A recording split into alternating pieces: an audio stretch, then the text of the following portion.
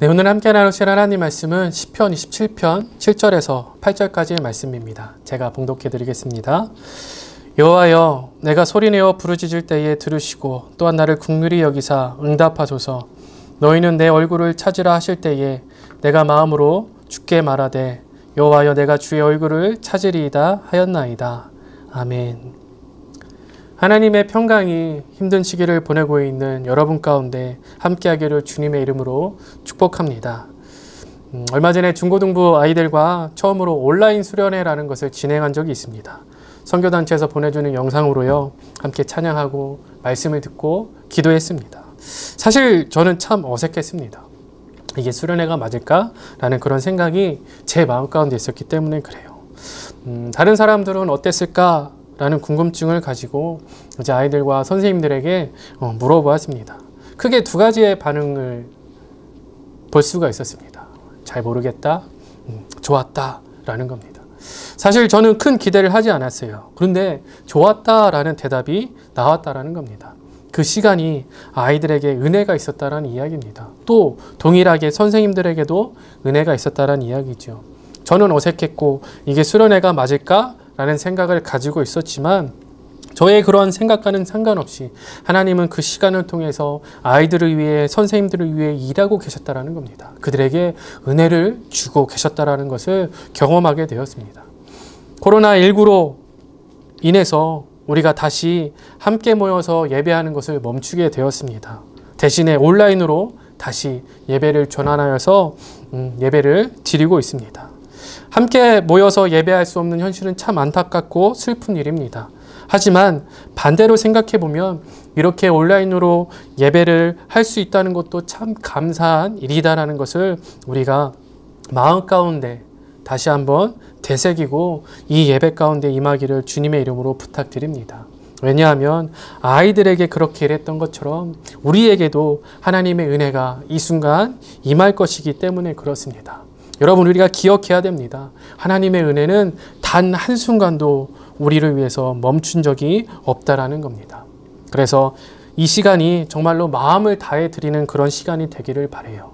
이 시간이 정말로 기다려지고 정말로 사모하는 그런 시간이 되어지기를 주님의 이름으로 축복합니다.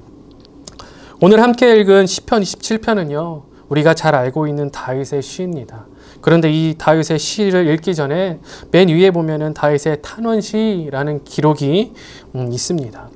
탄원이라고 하는 것은 어떤 뜻입니까? 내 억울한 사정을 누군가에게 하소연하는 겁니다. 하소연을 하는 이유는 다른 것이 아니라 누군가 나의 이 하소연을 듣고 도와주었으면 좋겠다라는 그런 마음이, 심정이 담겨져 있기 때문이죠. 다윗도 마찬가지였습니다.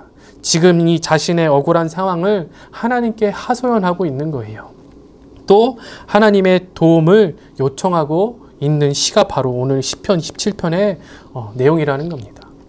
이 다윗의 탄원에는 다윗의 신앙 고백이 담겨져 있다는 것을 아십니까?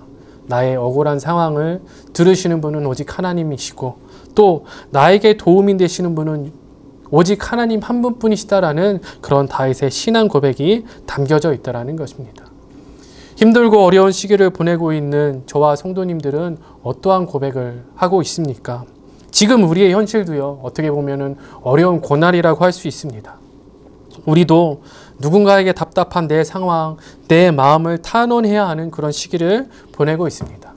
모두가 고난의 시기를 보내고 있는 가운데 과연 성도인 우리의 모습은 어떠해야 할까요?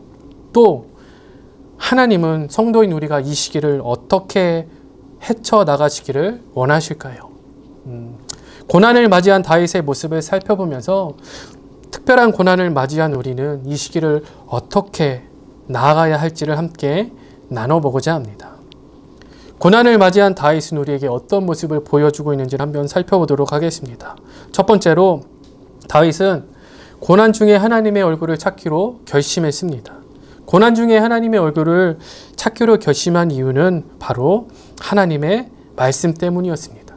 신명기에 기록된 고난 중에 너희는 내 얼굴을 찾으라 라는 그 하나님의 말씀으로 인해서 다윗은 다시 한번 자신의 마음을 되새겼고 또 결심하게 되었다라는 겁니다. 성경에서 얼굴은요, 크게 두 가지의 의미로 사용이 됩니다. 첫 번째는 그 사랑 그 자체를 이야기합니다. 또 하나는 영혼과 정신을 나타낼 때 사용이 된다라는 것이죠. 본문에서 쓰고 있는 이 얼굴이라는 단어는 그 인격 자체를 이야기합니다. 다시 말해서 하나님의 얼굴을 찾으라 라고 하는 것은 하나님을 구하라, 하나님을 찾으라 라는 그런 뜻을 가지고 있게 되는 겁니다. 하나님의 인재를, 하나님의 함께하심을 말하고 있는 그런 장면입니다. 성도 여러분, 지금 다윗이요 자신에게 닥친 고난에 어떻게 반응하고 있는지를 기억하시기를 바랍니다. 다윗이 지금 자신에게 주어진 환경에 휘둘리고 있나요? 근심하고 있나요? 아니요, 그렇지 않습니다. 대신 마음으로 하나님을 찾기로 결심했다라는 것입니다. 잃어버린 물건을 찾아보신 기억이 있으실 겁니다. 잃어버린 물건이요 나에게 어떤 의미를 가지고 있느냐에 따라서 물건을 찾는 우리의 모습이 참 많이 달라지더라라는 것을 우리가 경험해 보았습니다. 나에게 별 의미가 없는 물건을 잃어버렸을 경우에는 우리가 물건을 찾는다고는 하지만 그렇게 열심을 다해 찾지는 않습니다. 그렇죠? 구석구석 찾지도 않아요. 굳이 찾지 않아도 상관이 없어요. 그런데 그 잃어버린 물건이요 나에게 의미가 있는 물건이라면 이야기가 달라질 수밖에 없습니다. 시간이 오래 걸려도 내가 힘이 들어도 그 물건을 찾기 위해서 찾을 수 있는 모든 곳을 다 살펴보게 됩니다. 그 차이가 무엇일까요? 바로 마음가짐의 차이라는 것입니다. 그 물건이 나에게 의미가 있느냐 없느냐에 따라서 나의 마음가짐이 달라진다는 겁니다.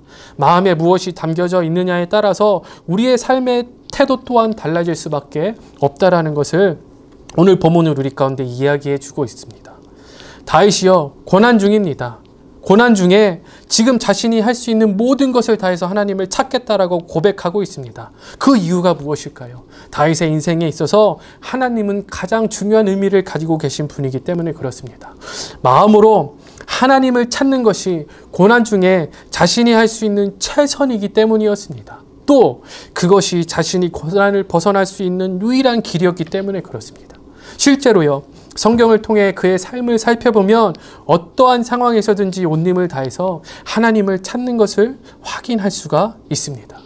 결국 마음으로 하나님을 찾는다는 것은요 내 모든 힘을 다해서 하나님을 찾겠다라는 그런 뜻을 가지고 있게 되는 것입니다. 사랑하는 성도 여러분, 고난 중에 하나님의 얼굴을 찾는 것은요 선택사항이 아니다라는 것입니다. 고난 중에 하나님의 얼굴을 찾는 것은 저와 우리 모두를 향한 하나님의 말씀이라는 것을 우리가 마음 가운데 새겨야 됩니다. 고난 중에 하나님의 얼굴을 찾는 것을 하나님이 원하시기 때문에 하나님의 말씀으로서 우리 가운데 기억하게 하신다는 겁니다. 고난 중인 우리가 가장 먼저 찾아야 하는 것은 고난을 해결할 방법이 아니라 고난을 헤쳐나갈 수 있는 수단이 아니라 먼저 하나님의 얼굴을 찾는 것이어야 된다는 것이지요. 지금은 우리 모두가 마음으로 하나님을 찾을 때입니다. 온 힘을 다해 하나님을 만나야 될 때라고 성경은 우리 가운데 이야기하고 있습니다. 여러분이 계신 그 자리에서 마음을 다해 하나님을 찾으시길 바랍니다. 그때 반드시 하나님의 얼굴을 찾게 될 것이고 우리가 마주한 그 고난에서 벗어나는 시작이 바로 하나님의 얼굴을 찾을 때 하나님의 얼굴을 만날 때임을 기억하고 온 힘 다해 하나님의 얼굴을 찾는 마음을 다해 하나님의 얼굴을 찾는 그런 저와 여러분이 되기를 주님의 이름으로 부탁드립니다. 두 번째로 다윗은 고난 중에 소리내어서 하나님께 부르짖었다라고 오늘 본문은 우리에게 이야기하고 있습니다. 왜 하나님께 부르짖었을까요? 다윗은 고난 중에 하나님을 가장 의지했기 때문입니다. 한 아이가 있었어요. 그 아이는 심한 감기로 학교에 가지도 못하고 있었습니다. 아이가 약을 먹고 잠이 들었는데 잠을 자고 눈을 떠보니까 집에 아무도 없습니다. 아파서 혼자 있는 게 너무 서러웠어요. 그런데 집에 또 아무도 없는 겁니다. 눈물이 나요. 아이는 커다란 소리로 엄마를 찾습니다. 온 힘을 다해 엄마를 간절하게 불러요. 근데 그때 엄마는 바로 옆집에서 이웃집의 일을 도와주고 있었습니다. 자신을 찾는 아이의 목소리가 들리자 엄마는 하던 일을 멈추고 곧바로 아이에게 달려갑니다. 그리고 울다가 지친 아이를 안아줍니다. 아이에게 가장 필요한 것은 바로 엄마였습니다. 그렇기 때문에 아이는 엄마를 간절하게 불렀습니다. 엄마가 옆에서 자신을 돌봐주고 자신의 마음을 가장 잘 알아주기 때문에 아이는 엄마가 필요했던 것입니다. 기운이 없지만 온 힘을 다해서 엄마를 불렀던 것이지요. 그때 엄마는 그 소리를 듣고 아이에게 달려왔던 것입니다. 사랑하는 성도 여러분, 하나님도 우리의 기도에 귀를 기울이고 계십니다. 그리고 지금도 많은 이들의 기도를 들으시고 계십니다. 근데 성경이 우리에게 무엇이라고 이야기합니까? 하나님께서 많은 이들의 기도를 듣고 계시지만 그 중에서도 특별히 귀를 기울이시는 기도가 있다라고 우리 가운데 이야기해 주고 있다는 겁니다. 하나님께서 특별히 귀를 기울이시는 기도는 더 빨리 응답하려고 준비하고 계신 것이라는 것을 기억하시길 바랍니다. 그렇다면 하나님께서 귀 기울이시고 더 빨리 응답하시려고 준비하신 그 기도는 어떤 기도였습니까? 바로 마음으로 부르짖는 기도라는 것입니다. 마음으로 부르짖는다라는 것은 아픈 아이가요, 엄마를 애타게 부르는 것과 같습니다. 아픈 아이에게 엄마가 간절히 필요했던 것처럼 고난 중인 우리가 하나님을 부르짖는다라는 것은 내가 의지할 대상이 하나님밖에 없습니다 라고 하는 나의 고백과도 같다라는 것입니다. 고난을 맞이한 우리가 마음을 다해 하나님께 부르짖을 때 하나님은 언제든지 우리에게 달려와 주십니다. 아픈 아이의 목소리를 듣고 저 옆집에서 하던 일을 멈추고 달려온 엄마처럼 말입니다. 하나님은 항상 우리의 곁에서 우리를 돌봐주시고 우리의 마음을 가장 잘 아시는 분입니다.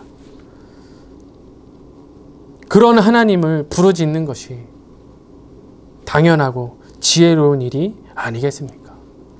고난 가운데 더욱 하나님을 찾고 고난 가운데 더욱 하나님께 부르짖는 그러한 성도님들이 되시기를 주님의 이름으로 축복합니다. 사랑하는 성도 여러분, 우리가 가진 믿음을 언제 어떻게 사용하고 계십니까? 지금이 바로 우리의 믿음을 사용할 때가 아닐까요? 우리의 믿음은 고난 중에서 사용되어진다는 것을 기억하시길 바랍니다. 우리의 날이 좋거나 우리가 평강했을 때 우리의 믿음을 사용하지 않고 오히려 그 반대로 우리의 믿음을 사용하게 된다는 겁니다. 고난 중에 사용되어진 믿음은 내가 무엇을 의지하고 있는지, 내가 무엇을 마음에 두고 있는지를 확인하게 됩니다. 이 고난의 시간은 나의 믿음을 확인하는 시간이고 또 나의 마음에 무엇이 담겨 있는지를 바라볼 수 있는 시간입니다. 다윗의 시선이 늘 하나님께로 향할 수 있었던 이유가 무엇이겠습니까? 바로 하나님의 섭리였습니다. 내 눈에 보이지는 않지만 여전히 자신의 삶을 인도하실 하나님의 선하심을 믿었기 때문에 하나님께 자신의 시선을 둘 수 있었다라는 겁니다. 우리의 삶에도 동일하신 하나님의 섭리가 있습니다. 또 동일하게 앞으로 우리의 삶 가운데 하나님의 섭리가 계속될 것입니다. 그렇기 때문에 우리도 다윗과 마찬가지로 우리의 시선을 하나님께 두어야 되지 않겠습니까? 우리에게는요, 놀라운 특권이 있다는 것을 잊지 마시길 바랍니다. 어떠한 시련 속에서도 의지할 수 있는 만군의 여호와 하나님이 바로 우리와 함께 계십니다. 하나님을 의지할 수 있는 성도는요, 고난 속에서 주님의 얼굴을 찾아야 합니다.